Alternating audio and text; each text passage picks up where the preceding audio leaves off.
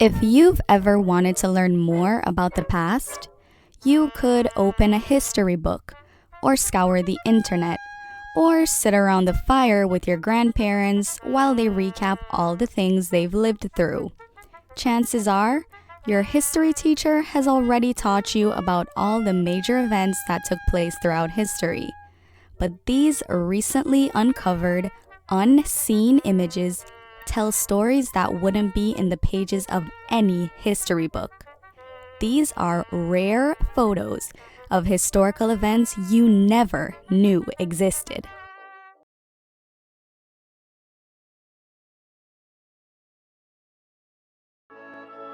Back in the 1930s, people were paid to be knocker-uppers.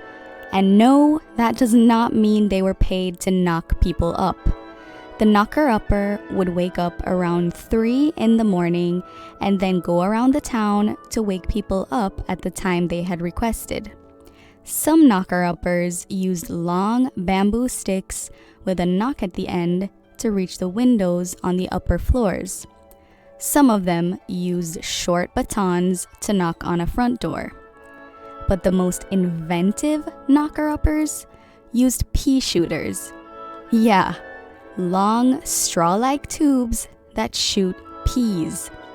This photo shows popular knocker-upper Mary Smith trying to wake someone up with her pea shooter. All I can say is, she must have some serious lung power and really good aim.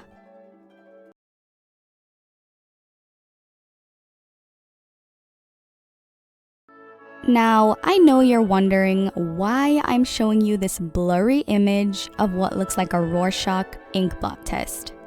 Well, you can rest easy because I'm not about to psychoanalyze you. Although it looks pretty uneventful, this is actually the oldest surviving permanent photograph in existence. It was taken in the 1820s by French photographer Joseph Nicephore Niepce, and is said to be the first photograph ever taken.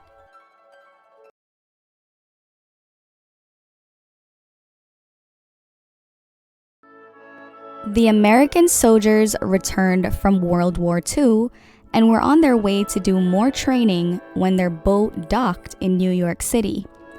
Beautiful movie star Marlene Dietrich paid the soldiers a surprise visit and planted one hell of a passionate kiss on soldier Karis Olcott. Now that's what I call a welcome home. When they interviewed Olcott decades later, he said he didn't really know who she was or how famous she was at the time, but he was just in the mood for some kissing. Well said, Olcott.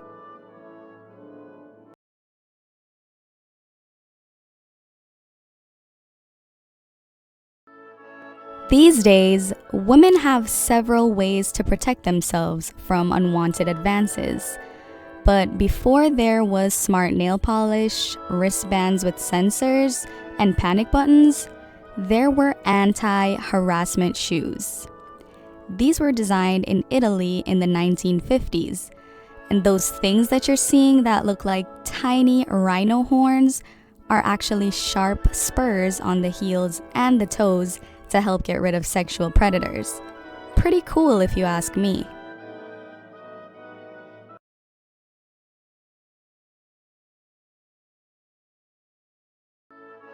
When we think of the Eiffel Tower, we picture a grand, iconic structure that stands tall and overlooks the city of Paris, France. That is what makes this photo so interesting. Here, we see a rare image of the Eiffel Tower in its unfinished state. This picture was taken in July of 1888, when the tower was 15 months into the process of construction and only 9 months away from being completed. And of course, this is what it looks like today.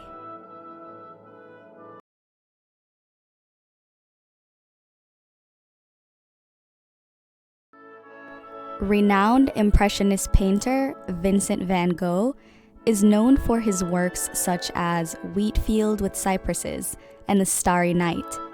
Despite his popularity and influence, no one really knows what Van Gogh looks like.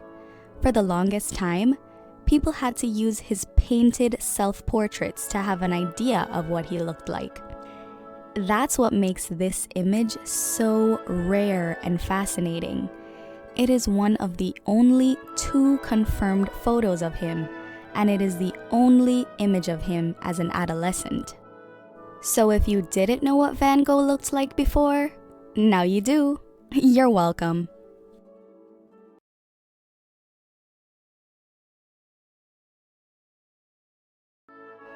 We've all heard the story of the famous 1969 moon landing where Buzz Aldrin and Neil Armstrong made history by being the first humans to successfully land on the moon.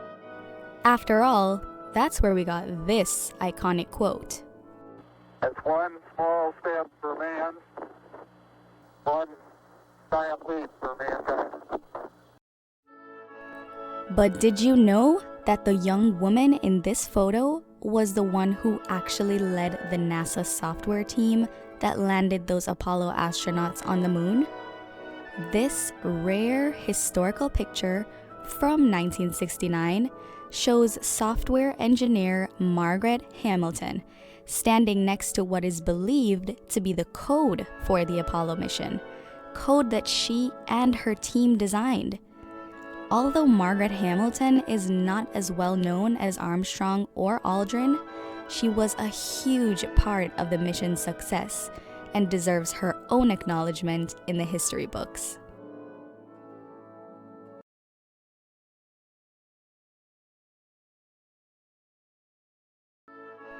This sad but touching photo shows a Catholic missionary holding the hand of a starving child in Uganda in the 1980s. This child was believed to be around just 4 years old. During this time, the Karamoja region of Uganda was at war with the nearby countries, and a severe lack of food resulted in one of the worst famines in history. What makes this even sadder is that the famine claimed the lives of over half of the children in this region.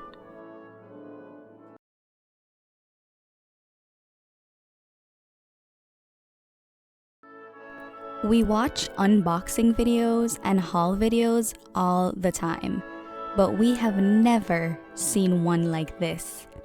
This photo shows the grand unboxing of the magnificent Statue of Liberty after it arrived in the United States on June 17, 1885. It is so hard to imagine Lady Liberty being anything other than a whole work of art. But the statue was actually shipped piece by piece from France in crates, 214 crates to be exact. This picture shows the statue's face just a few moments after it was removed from its crate. One down, only 213 left to go, right?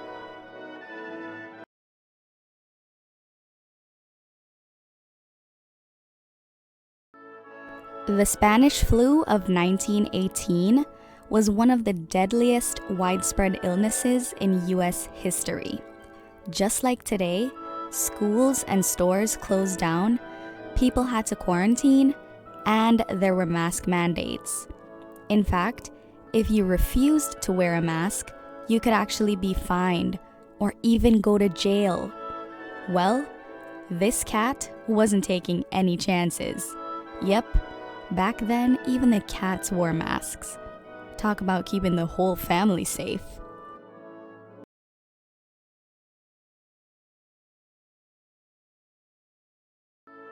In 1967, utility workers Randall G. Champion and J.D. Thompson were doing maintenance work on power lines when Champion accidentally brushed against a low voltage line and went unconscious. Luckily, his harness prevented him from falling off the pole.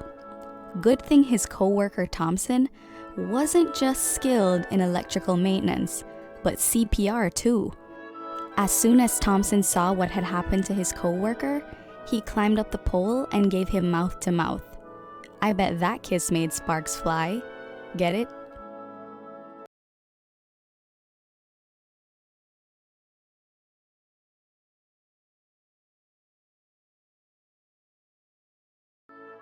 Have you ever been in so much pain that you went to extreme measures to stop the pain yourself?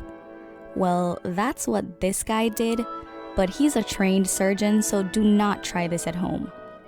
Leonid Rogozov was on a Soviet Antarctic expedition when he started to experience symptoms of acute appendicitis. Rogozov knew that they would not be able to airlift him out of Antarctica in time, so he decided to perform the appendectomy on himself. Wait, there's more. He did it without general anesthetic. Now, as frightening as this sounds, he sterilized all his equipment, had assistants with him, and even had a backup plan in the event that he passed out in the middle of the appendectomy. The surgery lasted nearly 2 hours, but he did it.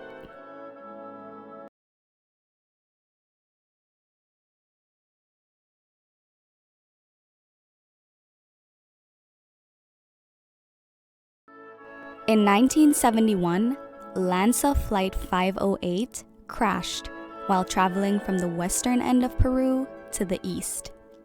Lightning hit the plane's motor and it broke into pieces. This is a photo of the sole survivor of this crash, 17-year-old Juliana Kepke, who fell 10,000 feet down into the middle of the Peruvian rainforest. She had broken bones and deep cuts that were infested with maggots, but she managed to survive by using gasoline to tend to her wounds and eating sweets that she found in a dead passenger's pocket while wandering the forest. She was in the forest for 11 days before 3 men saw her and took her to the hospital by boat. The saddest part of this tragedy is that Juliana's mother was also on that flight, and she had survived her initial fall too, but succumbed to her injuries a few days later. Thankfully, Juliana was treated for her injuries and reunited with her father, whose survival tips she had actually used to help herself stay alive in the forest. If you made it to the end of this video, that can only mean one thing. You are seriously into some weird-ish. So go ahead and press that like button, and don't forget to subscribe to our channel for more weird content just like this.